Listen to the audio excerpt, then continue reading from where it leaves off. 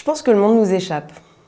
C'est à la fois inquiétant et à la fois passionnant. C'est une véritable remise en question de ce qu'on est, de ce qu'on pensait savoir, de ce qu'on pensait acquis.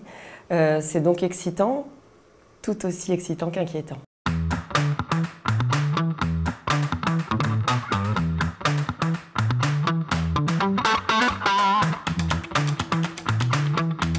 C'est un sujet qui me touche profondément, particulièrement. Je pense que j'essaie de tout faire. J'essaie d'être la plus tolérante possible, ne pas tomber au quotidien, parce que je pense que le travail il doit déjà être fait sur soi. Ne pas tomber dans les préjugés, dans les généralités. Je pense que le travail premier, c'est sur moi. Le travail second, c'est sur mes enfants. C'est très important et je trouve que c'est très complexe pour eux dans l'environnement actuel qui nous échappe. Et donc le travail et l'effort doivent être plus colossal. Et ce que moi j'ai fait peut-être de significatif dans ma vie pour protéger ou créer cette paix qui parfois on a l'impression qu'elle est là et qu'il faut la protéger, puis à d'autres moments on se dit mais en fait elle n'a jamais existé, donc il faut la créer cette paix.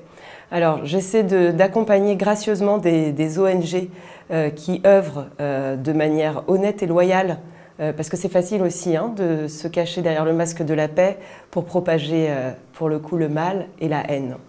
Donc je donne de mon temps, je donne de ma connaissance et de mon savoir, et en parallèle je lutte contre les fake news. Ce que moi j'appelais avant la lutte contre la désinformation.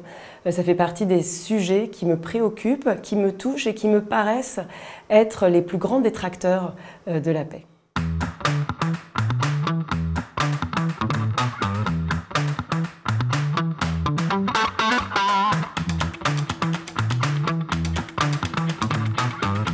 Le premier, c'est t'inquiète pas, les kilos en trop, tu vas pouvoir les perdre, ils vont finir par partir.